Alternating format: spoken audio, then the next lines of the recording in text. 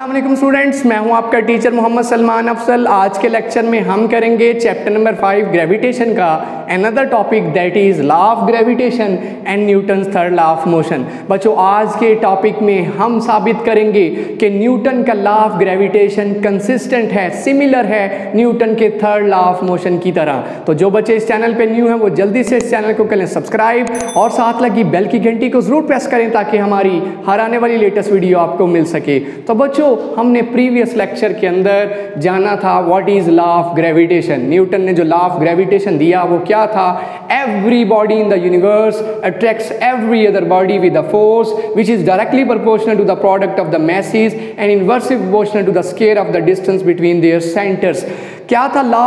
कि कायनात का हर एक जिस्म दूसरे जिस्म को अपनी तरफ अट्रैक्ट कर रहा है। वो जो फोर्स है उनके मैसेज के प्रोडक्ट के डायरेक्टली प्रोपोर्शनल और उनके दरमियान उनके सेंटर से जो फासला है उसके स्क्वायर के इनवर्सली प्रोपोर्शनल है। That was law of gravitation, जो कि पेश किया किसने? न्यूटन ने।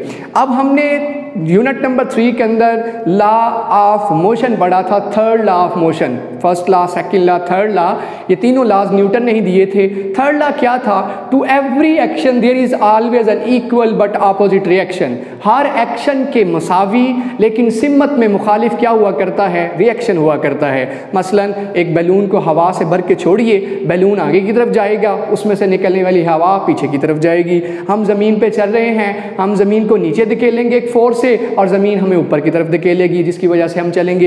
एक्शन रिएक्शन, एक्शन आगे तो रिएक्शन पीछे, एक्शन ऊपर तो रिएक्शन नीचे।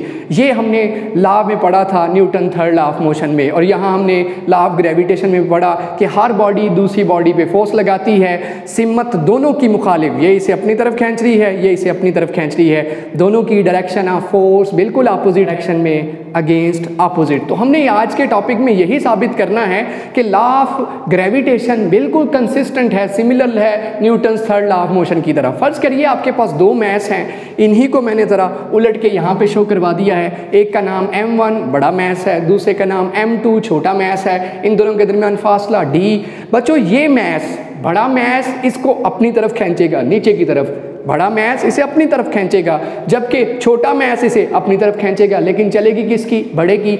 याद रहे बच्चों, action and reaction are equal in magnitude but opposite in direction. देख लीजिए, ये वाला इसे अपनी तरफ खींच रहा है तो ये वाला इसे अपनी तरफ खींचेगा, बिल्कुल ऑपोजिट। तो क्या न्यूटन के थर्ड लॉ ने भी यही नहीं कहा था? Action and reaction are equal in magnitude but opposite in direction. तो लॉ ऑफ ग्रेविटेशन में भी ये हो रहा है कि हर मैस दूसरे मैस को खींच रहा है, लेकिन सिमत में बिल्कुल मुखालिफ खींच रहा है, में मुखालिफ। ऐसे ही बच्चों, मारकर जमीन को अपनी तरफ खींच रहा है और जमीन मारकर को अपनी तरफ खींच रही है।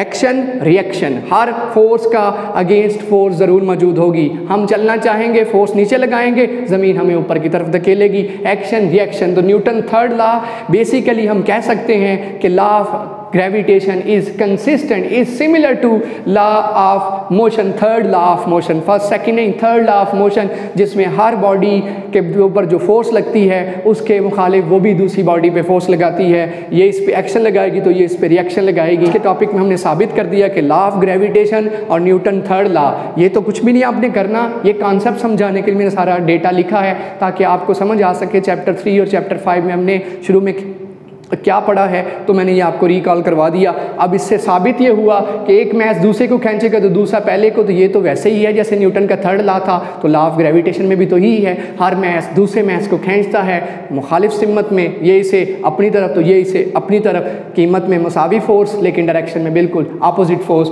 ये है लॉ ऑफ ग्रेविटेशन। लेकिन हम जानते हैं कि मैसिव मैस जो होगा, मैसिव मैस के पास ऑफ कोर्स फोर्स ज़्यादा होगी, उसकी चलेगी, छोटे मैसेज की फोर्स कम होंगी।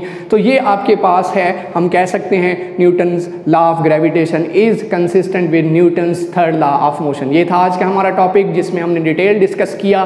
लॉन्ग क्वेश्चन आ जाए, शॉर्ट आ जाए, आप इसके अंदर एग्जांपल्स पुट कर सकते हैं। बॉडीज दो लेके M1 और M2 कि भाई ये एक दूसरे को खींच रही हैं, तो ऐसे ही जैसे बिल्कुल न्यूटन थर्ड लॉ में था। बर्ड्स जैसे फ्लाई करते हैं, नीचे एक्शन देते हैं तो हवा रिएक्शन, मिसाइल जब चलता है नीचे इसका फ्यूल, मिसाइल ऊपर की तरफ। तो सारी मिसालें हमने चैप्टर नंबर 3 में डिस्कस की हुई हैं। तो लॉ ऑफ ग्रेविटेशन भी तो इन्हीं एग्जाम्पल्स को फॉलो कर रहा है तो लॉ ऑफ ग्रेविटेशन भी फिर न्यूटन्स थर्ड लॉ ही की तरह है। ये था आज का हमारा टॉपिक। उम्मीद करता हूँ कि आपको समझ आई होगी कि law of gravitation Newton's third law of motion को फॉलो करता है, बिल्कुल उसके जैसा है। तो ये था आज का हमारा लेक्चर। इसी के साथ मैं आपसे इजाज़त चाहता हूँ। अल्लाह हाफिज़।